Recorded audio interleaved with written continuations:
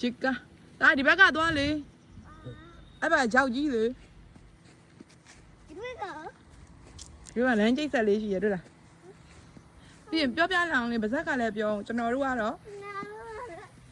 အခုပဲရောက်နေရတော့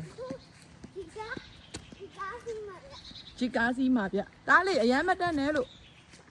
ပြုတ်ကြမှာဆိုလို့မွေလေးလည်းဖမ်းအောင်မှာဟုတ်တယ်မွေလေးလည်းရှိအောင်မှာရပြီနော်အဲ့လောက်ဆိုရင်ဂျီကားစီးလို့မရဘူးပြက်နေလားတပြန်တော့ဟုတ်ကောတော်လေးတော့ဒီကားနဲ့တော့ဒီကားကြီးကလည်းပြိုပြက်ကြီးဖြစ်နေရတာမမေ့လှည့်ပြပါအောင်ဓာတ်ပုံရိုက်ပါစို့ဒီကားလေးစီးနေလို့မတင်မေးပါလားတဒါစီးလို့မရမှာခုံကြီးကပြိုပြက်ကြီးဖြစ်နေတာလို့မဖြစ်ဘူးလေဖြစ်ပါလေဟိုလေးစီးနေလို့